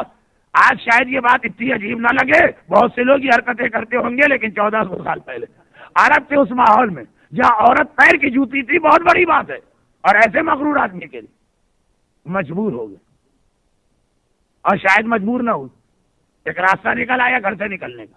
چادر اوڑھی اور ایک بار بھائی کے گھر گئے. ادھر جا کے مختار کو سلام کیا. مختار نے سلام کا جواب تو دے دیا جو واجب، غصے سے منہ پھیر لیا. کہا تو ابو عبیدہ کی بیٹی، میرا تیرا باپ ایک، لیکن تیری حالت یہ ہے کہ میرے مولا کے قاتل کے ساتھ دن رات زندگی گزار رہی. ارے تجھے تو چاہیے تھا کہ رات کو کبھی بھی موقع پاتے اسے قتل کر دے. مختار کی بہن بڑے جذبے کے ساتھ بولی بھائی میں نے ایک بار نہیں کئی بار سوچا، لیکن یہ خیال آیا کہ میرا تیرا رشتہ ابن زیاد کو پتا، اگر میں نے اپنے شوہر کو رات کو مارا تو تو اس کے قید میں ہے، بدلے میں تو مارا جائے گا، اور اگر تو مارا گیا تو میرے مولا کے قاتلوں سے انتقام کون لے گا؟ فقط اس لیے کہ تجھے انتقام لینا ہے. میں جبرن و قہرن کس طرح اس گھر میں گزارا کرتی رہی میرا دل جانتا. مختار نے کہا اگر ایسی بات تو واپس نہ جاؤ. کہا اسی لیے آئی کہ الحمدللہ وہ مسئلہ ختم ہو گیا، میں اس کی صورت پہ بھی نہیں تھوکتی ہوں، مجھے نہیں جانا اس کے گھر. محبت اہل بیت اور دین کے نام پہ عورت یہ بات کہے تو شاباش کہنے کو دل چاہتا. ہمارے یہاں آج کل جس وجہ سے عورتیں کہتی ہیں مجھے نہیں جانا، مجھے نہیں دیکھنا اس کی شکل، وہ تو الٹی بات ہوتی. وہ ہمیں حجاب کراتا ہے نہیں جانا ایسے شوہر کے پاس. وہ ہم سے کہتا ہے اپنے میری ماں کی خدمت کرو، مجھے نہیں جانا ہے وہاں پہ. کتنا فرق آ گیا. وہ اپنے سہاگ کو ٹھکرا رہی ہے فقط اہل بیت کی وجہ سے. مختار نے سپاہی بھیجے کا جاؤ. دیکھیے بڑا مشکل ہوتا ہے بہنوئی کو گرفتار کر کے بلوانا، پکڑ کے لاؤ، اور اکیلے اس کو نہ لاؤ، اس کے ساتھ اس کے دونوں بیٹوں کو بھی لاؤ. 2 بیٹے تھے، حفص اور محمد. اب ایک بار مختار بہن کو گھر میں بٹھا کے دربار میں گئے. عمر سعد گرفتار کر کے لایا گیا، کیونکہ میں انتظار کر رہا تھا کہ شب لگ جائے تو بیان شہادت شروع، اور وہ شب لگ گئی. اس لیے میں اس واقعے کو مکمل کر کے پھر شہادت کے بیان پہ آ رہا ہوں. اور مختار نامے کے اندر یہ 2-3 اور واقعات جس کا تعلق ظالموں کے قتل سے. اب وہ باقی واقعات ختم ہو گئے. کل انشاءاللہ خلی کا واقعہ آئے گا، ارملہ کا واقعہ آئے گا، شمر کا واقعہ آئے گا، موقع ملا تو حکیم ابن طفیل کا واقعہ بھی آ جائے گا. لیکن کل آخری مجلس ہے مختار نامے کی. میرا انداز آپ کو پتا ہے کہ میں ہمیشہ اختتام مجلس میں اعلانات کرتا ہوں کہ اسی وقت پورا مجمع آتا. تو کل مختار نامے کے حوالے سے آخری مجلس ہے. پرسوں چونکہ 9 تاریخ کا جشن ہے اور میری تقریر صرف آدھے گھنٹے کی ہے، وہ شاعری کی رات، اس لیے میں مختار نامے کے حوالے سے پرسوں کچھ نہ کہوں گا. عید الظہرا کی دوسری مناسبتیں بتاؤں گا. اور کل کی مجلس بھی ایسی ہے جو آج کی مجلس کی الٹی ہے. آج جب مجلس شروع ہوئی تھی تو ایک عام رات تھی، اختتام پہ شب شہادت لگ گئی. کل جب مجلس شروع ہوگی وہ شب شہادت ہوگی. تو ابتدا ہی میں حرملہ وغیرہ کے واقعات آ جائیں گے جس میں مصائب ہی مصائب، اور اس کے بعد جب یہ شب لگ چکی ہوگی تو وہ نویں کی رات ہوگی. تو اختتام کسی جوشیلی یا پھڑکدار تقریر پہ تو نہیں ہوگا، لیکن بغیر مصائب کے بیان کے ہوگا.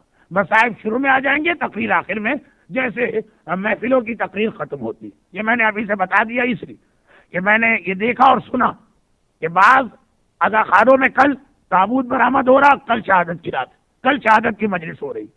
تو میں نے یہ غلط فہمی دور کر دی کہ آپ اس کے اعتبار سے شرکت کریں.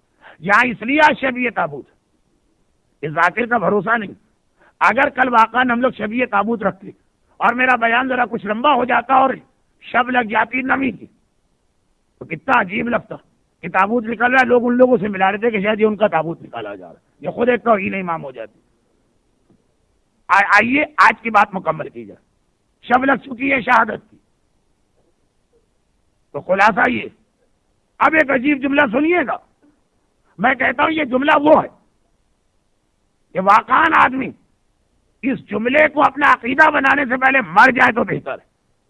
آل محمد کا کلام ہمارا عقیدہ بنے یا ہماری معراج اور کامیابی، اور ہمارے ساتھ کا نظریہ ہمارا عقیدہ بنے، مر جانا چاہیے اس دن آدمی کو. اب دیکھیے ہمارے ساتھ کا نظریہ، جب یہ گرفتار کر کے لائے گئے، بہنوئی آیا اور بھانجے آئے.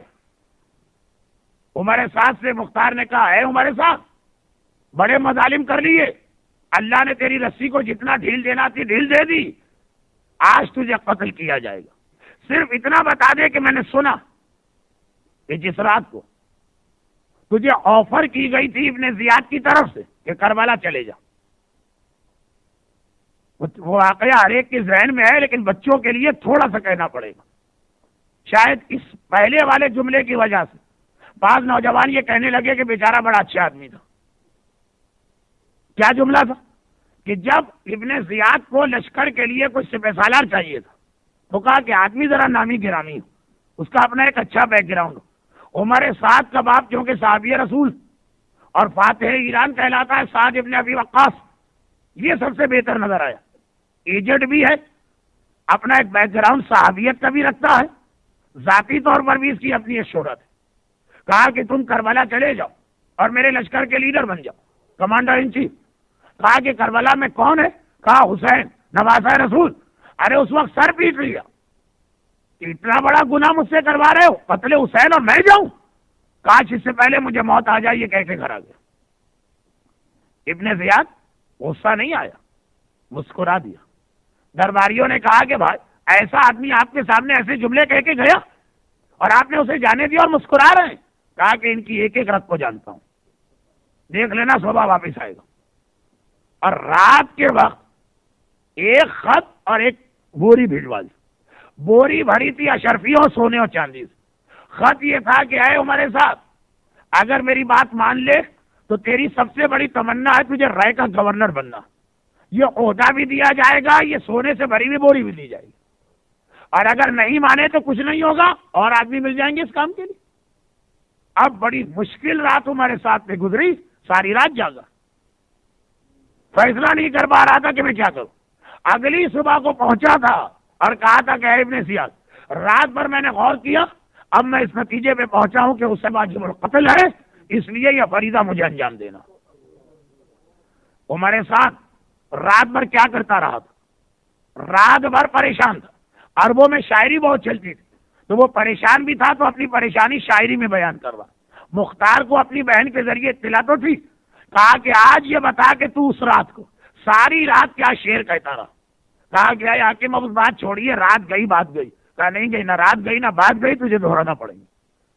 اور دیکھیے اب میں پہلے سے ایک جملہ کہہ دوں یہ عمر سعد کی پوئٹری، اور کس ریفرنس میں ہے کہ کربلا جاؤں کہ نہ جاؤں، قتل حسین میں پارٹیسپیٹ کروں کہ نہ کروں، اور کیا وہ باتیں کہہ رہا ہے۔ آج بھی آپ دیکھیے گا تو 50% محبان اہل بیت یہی عقیدہ رکھتے ہیں تو ہمارے ساتھ کا کیا کہہ رہا ہے کہ آج میں پریشانی میں پھنس گیا، شعر نہیں پڑھ رہا ہوں، وقت نہیں، مصیبت میں پھنس گیا ہوں، میری سمجھ میں نہیں آتا کہ رائے کی گورنری کو چھوڑوں یا قتل حسین میں حصہ لوں۔ ایک میرے دل کی ٹھنڈک ہے رائے کی گورنری، تو دوسرا گناہ عظیم۔ مجھے پتا ہے کہ جو دیکھیے کہہ رہا مجھے پتا ہے کہ قتل حسین میں جو حصہ لے گا خدا اسے کبھی نہ بخشے گا، مگر قتل حسین کی سزا آخرت میں ملے گی، رائے کی گورنری دنیا میں مل رہی ہے۔ وما باع العاقل دین بوجود، اور عقل مند آدمی کبھی ادھار کی خاطر نقد کو نہیں چھوڑتا۔ رائے کی گورنری نقد ہے دنیا، قتل حسین کی سزا آخرت ہے۔ عقل مند اس کو کہتے ہیں کہ جو نقد لے لیتا ہے ادھار کو چھوڑ دیتا۔ لیکن یہی نہیں، آگے سنی، کہہ رہا اور مجھے پتا ہے، 3 جملے اس کے ہیں، صاحبان ایمان جائزہ لیں اپنے معاشرے اور سوسائٹی کا۔ پہلی بات، دنیا میں جو ہے نقد ہے وہ تو آخرت میں ادھار کی بات چھوڑو، پہلے جو نقد ہے وہ تو لے لو۔ کتنے مومنین کی آج یہ فکر ہے۔ کینیڈا کی عیاشیاں نقد ہیں، جنت کے وعدے ادھار ہیں۔ اب دیکھیے خالی یہی بات نہیں، اگلے 2 جملے تو اور قیامت ہیں۔ اگلا شعر کہہ رہا، اور میں نے یہ سنا ہے کہ خدا ارحم الراحمین، بڑے سے بڑا گناہگار بھی توبہ کرے تو گناہ معاف ہو جاتا ہے۔ میں بھی کربلا سے آگے توبہ کر لوں گا، رہ بھی مل جائے گی، جنت بھی مل جائے گی۔ آج بھی بہت سارے صاحبان ایمان یہ نہیں سوچتے کہ جی خدا ارحم الراحمین ہے، ماں سے زیادہ مہربان۔ یہ تو مولانا لوگ ڈراتے رہتے ہیں، اصل تو خدا ہے نا۔ شراب پیو، زنا کرو، غنا کرو، جو مل جائے کرو، ایک بار توبہ کر لینا، معافی مل جائے گی۔ اور تیسرا جملہ جو آج کل بہت سے نوجوانوں کے دل میں خیال آتا، کہہ رہا اور پھر مجھے تو یہ بھی نہیں پتا کہ عذاب جہنم اور عذاب آخرت سچی بات ہے کہ جھوٹی بات ہے۔ لوگ کہتے ہیں کہ مرنے کے بعد آگ ہوگی، ہتکڑیاں ہوں گی، کوڑے ہوں گے۔ ہو سکتا ہے یہ بات غلط نکلے تو میں اپنا دنیا کا نقصان کیوں کروں، اور اگر یہ بات سچی نکلی تو اس وقت اللہ سے توبہ کر لوں گا اور معافی بھی مل جائے گی۔ آج بھی کتنے ہی مومن ایسے ہیں، عمر سعد نہیں، جو کہتے پتہ نہیں یہ ساری باتیں، یہ اگر خدا کا حکم نہ مانا، حرام کیا، واجبات کو چھوڑا، سزا ملے گی، پتہ نہیں صحیح بھی ہے کہ بزرگوں کی بنائی ہوئی بنڈل بازی۔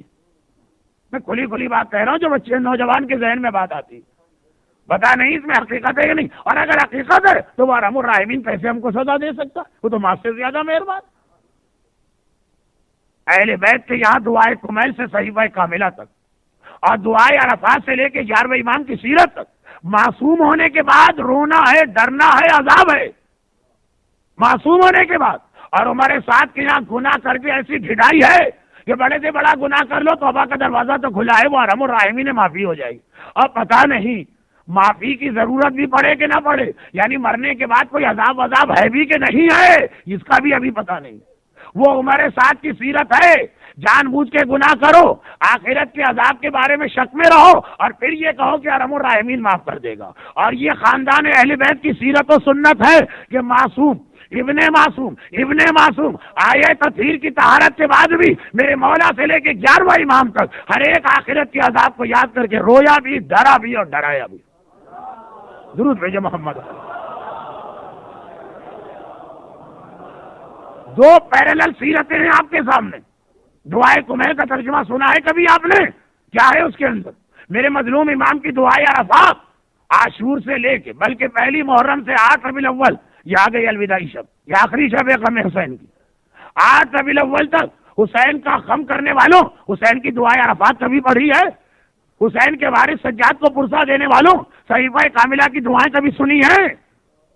اور آج 11ویں امام کا ماتم کرنے والوں کیا یہ واقعہ بھول گئے؟ بس ایک ہی واقعہ آج پڑھ پا رہا ہوں۔ اب ایک اطمینان ہے کہ چونکہ کل کی مجلس کا شروع کا حصہ 8 ربیع الاول کے دن میں ہوگا تو تھوڑا سا 11ویں امام کا بیان کل آ جائے گا شروع میں، مجلس کے شروع میں۔ مگر شبیہ تابوت برآمد ہونے سے پہلے ایک چھوٹا سا واقعہ، بہلول دانا جیسی عظیم شخصیت کیسی کہ جب مجھے یہ خبر ملی کہ کربلا محلہ کے روزے توڑنے کی تیاری کی جا رہی ہے تو میں بغداد سے دوڑ کے سامرہ آیا، کیونکہ سامرہ کیپٹل تھا، بہلول بغداد میں رہتے تھے، آج بھی بہلول کو روزہ بغداد میں آیا سامرہ کہ کوئی طریقہ اختیار کروں، اور اسی پریشانی میں گھوم رہا تھا کہ ایک دن میں نے دیکھا کہ سامرہ کی ایک گلی میں کچھ بچے کھیل رہے ہیں، مگر ایک بچہ ان کے قریب انہی کا ہم عمر وہی ایج گروپ کونے میں کھڑا، مجھے ذرا یہ بات عجیب لگی، میں قریب گیا اور میں نے کہا کہ میاں صاحبزادے آپ ان دوسرے بچوں کے ساتھ نہیں کھیل رہے ہیں، شاید آپ کے پاس وہ کھلونا نہیں ہے، میں لا دوں؟ بہت چھوٹا بچہ ہے، بمشکل تمام اس کی وہ 7 یا 8 سال کی تھی۔ کہا کہ اے بوڑھے آدمی، اے مرد ضعیف، ہم کھیلنے کے لیے پیدا ہی نہیں کیے گئے۔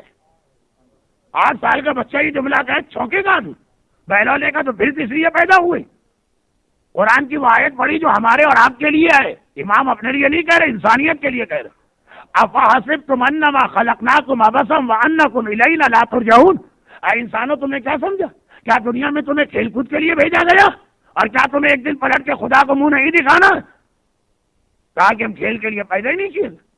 گھبرا کے بہلول، پہلا واقعہ ہے کہ بہلول کی بولتی بند ہو گئی، ایک مرتبہ گھبرا کے کہا مگر آپ تو بہت چھوٹے اور کم سن، آپ کے لیے کیا مسئلہ؟ کہا میں نے اپنی مادر گرامی کو دیکھا کہ چولہے میں جب آگ روشن کرتی، اگر پہلے زمانے کا ماحول نہ لکڑیاں جلاتی، اگر بڑی لکڑیاں آگ نہ پکڑیں تو پہلے وہ چھوٹی لکڑیوں میں آگ لگاتی، ان کو بڑی لکڑیوں کے بیچ میں رکھتی ہے تاکہ اس کی مدد سے دوسری لکڑیاں جلائی جائے۔ میں ڈرتا ہوں کہ کہیں میں ہی جہنم کی وہ چھوٹی سی لکڑی نہ بن جاؤں۔ گھبرا کے کہا میاں صاحبزادی اپنا تعارف کرائیے۔ کہا نا حسن ابن علی النقی، میں 10ویں امام کا بیٹا حسن ہوں، اس وقت تک امام نہیں بنے تھے، یعنی آفیشلی امام نہیں تھے، ورنہ امام تو بائی برتھ امام ہوتا۔ وہ 6 سال کا بچہ معصوم بھی ہے، بابا بھی معصوم ہے، دادا بھی معصوم ہے، سلسلہ علی تک لے جاؤ معصوموں کا سلسلہ، وہ عذاب قبر اور عذاب جہنم سے اتنا ڈرے کہ بطور مثال کہہ دے کہیں میں جہنم کی چھوٹی لکڑی نہ بن جاؤں۔ وہ پسارے سعد ہے جو قتل حسین جیسا گناہ کر کے کہے کہ اول تو یہی پتا نہیں عذاب جہنم صحیح ہے کہ نہیں، اور اگر صحیح ہے تو ارحم الراحمین معاف کر دے گا۔ آل محمد کے ماننے والوں، وہ ہمارے ساتھ کے طریقے پہ چلنا ہے یا سیرت حسن عسکری پہ قدم آگے بڑھانا؟ حسن عسکری کی سیرت نہ صرف یہ کہ خود ہر وقت عذاب آخرت کو یاد کر کے روئے، اپنے شیعوں کو بھی عذاب آخرت یاد کر کے رلایا، مگر آج اب اتنا وقت نہ رہا کہ میں 11ویں امام کے یہ حالات پڑھوں کہ شیعوں کو کیسے رلایا۔ کل کی مجلس کا شروع، کیونکہ عین شہادت کا دن ہوگا، بلکہ کچھ عزا خانوں میں شہادت کی مجلس ہی کل ہو رہی ہوگی، تو شروع کے 10 منٹ ہو سکتے ہیں اسی حوالے سے، مگر مختصر سے مصائب 2 مہینے 8 دن روتے روتے بھی شاید آپ کچھ تھک گئے ہوں، مگر آج کی رات اس لیے بڑی اہم رات ہے کہ آج ہم اپنے امام زمانہ کے بابا کا ماتم کرنے والے ہیں۔ آج براہ راست امام زمانہ کو ان کے بابا کا پرسہ دینا، آج ہمیں اس تابوت کو کندھا دینا جو ہمارے زمانے کے امام کے باپ کا تابوت ہے۔ صرف 28 سال کی عمر پائی تھی، صرف 28 سال، اور عباسی حکمران، یہ جملہ سن لیجئے، شاید پرسوں کی محفل میں ذرا آ جائے، جیسے اس کو پتا چلا کہ ان کے یہاں تو بیٹا پیدا ہو گیا ہے، 11ویں امام کے لیے پوری کوشش تھی ان کی اولاد نہ ہونے پر، تاکہ 12واں دنیا ہی میں نہ آئے اور ظالموں کی نیندیں حرام نہ ہو۔ جیسے ہی پتا چلا کہ ان کی اولاد ہو گئی ہے، عباسی حکمران معتمد باللہ کے ہاتھ پاؤں کانپ گئے، کہا اچھا پہلے انہیں تو زہر دے کے شہید کرو، پھر ان کے بیٹے کو ڈھونڈا جائے گا۔ آج تک تو ہم یہ سمجھ رہے تھے کہ یہ لاولد، بلکہ یہ سمجھ رہے تھے کہ ان کی شادی تک نہیں ہوئی ہے۔ جیسے ہی یہ خبر پھیلی یا اس کو ملی، فوراً امام کو زہر دینے کی تیاری ہو۔ ربیع الاول کا مہینہ تھا، یہی مہینہ 260 ہجرہ کا سن تھا، اور 5 ربیع الاول تھی جب امام کو پانی میں زہر ملا کے زہر دیا گیا۔ کون امام؟ جو اپنی امامت کے پہلے دن سے قید میں تھے۔ 7ویں امام کے 14 سال قید خانے میں گزرے، مگر وہ ان کی امامت کا آدھا ڈیوریشن ہے اور آدھا ڈیوریشن وہ آزاد تھے۔ میرے 11ویں امام کی ساری امامت پہلے دن سے شہادت تک قید خانے میں گزری، اور قید خانہ کوئی پراپر قید خانہ نہ تھا۔ عباسی بادشاہوں نے اپنے محل کے نیچے ایک چھوٹی سی سرنگ یا ٹنل بنائی تھی کہ اگر اچانک کوئی اٹیک کرے تو اس میں سے نکل کے بھاگے اور دریا میں بیٹھ کے کشتی میں بیٹھ کے فرار ہو جائے۔ وہاں آدمی کھڑا بھی نہیں ہو سکتا، وہ کوئی پراپر رہنے کی جگہ نہیں ہے۔ وہاں پہ 6 سال میرے 11ویں امام نے گزارے، اور اسلامی سال کے 3رے مہینے کی 5ویں تاریخ آ گئی۔ پانی میں زہر ملایا گیا، لیکن ایسا زہر جو آہستہ آہستہ اندر سے جسم کو کاٹتا۔ 6 تاریخ آئی، میرے 11ویں امام کے سارے جسم پر ورم آ گئے اور سوجن ہو گئی۔ 7 تاریخ آج کی رات آئی، آج کا دن آیا، 7واں امام 11واں امام بستر سے اٹھنے کے قابل نہ رہا، اور آج کی جو رات ابھی شروع ہوئی ہے، یہ رات کو میرا 11واں امام اتنا کمزور ہو چکا تھا کہ مغرب کی نماز بھی بستر پہ بیٹھ کے پڑھی، اور اگلی فجر کی نماز جو زندگی کی آخری نماز تھی وہ بھی بستر پہ پڑھی۔ دیکھیے کچھ جملے ایسے ہیں، یہ ہمارے آپ کے لیے نارمل ہے، اہل بیت کے لیے قیامت ہے۔ ایک فارمولہ ذہن میں رکھیے گا، جب کبھی معصوم کے بارے میں سنیں کہ انہوں نے کوئی نماز بیٹھ کر پڑھی، دیکھیے امام کی اپنی حالت کتنی ہی خراب ہو، وقت نماز آتا ہے امام اپنی ہر تکلیف بھول جاتے ہیں۔ یہ امامت کا مزاج ہے کہ نماز میں اتنا زیادہ خدا کی طرف چلے جاتے ہیں کہ پاؤں سے تیر کھینچو تو پتہ نہیں چلتا۔ زینب کبریٰ اپنے تمام تر رتبے کے باوجود امامت سے تو ایک درجہ نیچے ہے نا، یہ میں امام کی بات کر رہا ہوں، وہ زینب کی بات ہے۔ یہ 28 سال کا جوان امام ہے، وہ 55 برس کی ضعیف زینب ہے، مگر ضعیفہ زینب کو بھی اگر زندان شام میں نماز شب بیٹھ کر پڑھتے دیکھا، جو سنت نماز جو ویسے ہی شریعت میں رضا ہے بیٹھ کے پڑھنے کی، سجاد کو یقین نہ آیا، پھوپھی اماں یہ کون سا دن آ گیا کہ آپ بیٹھ کے نمازیں پڑھ رہی ہیں؟ اور زینب کو کہنا پڑا، بیٹا آنے والی خوراک اتنی کم ہے کہ میں اپنا حصہ بچوں کو دے دیتی ہوں۔ آج علی کی بیٹی زینب اتنی کمزور ہو گئی ہے کہ نماز کے لیے کھڑے رہنے کی طاقت نہیں ہے۔ یہ وہ زینب ہے جس نے پوری شام غریباں اپنے لٹے ہوئے گھر کا پہرا، 3 دن کی بھوک، 3 دن کی پیاس، مگر ساری رات گھومتی رہی۔ ایک وقت آیا نماز کی طاقت نہ رہی تو سجاد کو 55 برس کی ضعیف پھوپھی کو سنتی نماز بیٹھ کے پڑھتے دیکھا، یقین نہ آیا، آئے یہ تو واجب نماز ہے۔ 28 سال کا جوان امام ہے، مگر زہر نے اتنا کمزور کر دیا۔ زندان شام کے مصائب نے زینب کو جتنا کمزور کیا ہے، آج میرا 11واں امام اس سے زیادہ کمزور ہو چکا ہے، بستر سے اٹھنے کی طاقت نہیں، فجر کی نماز بھی بیٹھ کر پڑھی، اور ایک مرتبہ حالت وہ ہوئی کہ میرا 12واں امام غیبت کا پردہ ہٹا کے بابا کے سرانے آیا، بابا آپ دنیا سے جا رہے ہیں، مجھ سے آپ کی حالت نہیں دیکھی جا رہی ہے، یہ بیٹا کیسے صبر کرے جس کے سامنے اس کا بابا دنیا سے جا رہا ہو۔ اور 11ویں نے کہا، بیٹا تو زمانے کا امام بننے والا ہے، فوراً غیبت کے پردے میں چلا جا، ایسا نہ ہو کہ ظالم تجھ تک پہنچ جائے۔ ایک مرتبہ دوبارہ بھیج دیا گیا، اور کل کی صبح آئے میرا 11واں امام زہر سے شہید ہو گیا۔ سیدانیوں نے بال کھول کے ماتم شروع کیے، سارے خاندان اہل بیت میں غم کی فضا دوڑ گئی۔ ایک بار یا حسن عسکری کی آواز آئی، اور جب وہ وقت آیا کہ جنازے کو لا کے رکھا گیا، خالی خاندان کے لوگ ہیں، 11ویں امام کے بڑے بھائی آگے بڑھے، ایک مرتبہ آگے بڑھے تاکہ نماز جنازہ پڑھے، غیبت کا پردہ ہٹا کے امام زمانہ آ گیا، چچا میرے ہوتے ہوئے آپ نماز نہیں پڑھا سکتے، یہ میرا بابا ہے۔ ارے 11واں امام دنیا سے گیا، 12واں امام سب برداشت کر گیا، یہ برداشت نہ کر سکا کہ بابا کے جنازے پہ نماز کوئی اور پڑھا ہے، ارے نماز پڑھاؤں گا، لیکن ایک کربلا کا امام تھا، بابا اس کا بھی مرا تھا، لاشا سامنے پڑا تھا، آئے چوتھا امام، وہ تو امام زمانہ کی طرح بابا کی نماز جنازہ بھی نہ پڑھا سکتا تھا۔ بس ازادار ہو، امام زمانہ کے والد کا تابوت آ گیا ہے، اپنی جگہ سے کھڑے ہو جائیے، امام زمانہ کو پرسا دیجیے، حسن عسکری کے تابوت کو کندھا دیجیے۔ ظالم نے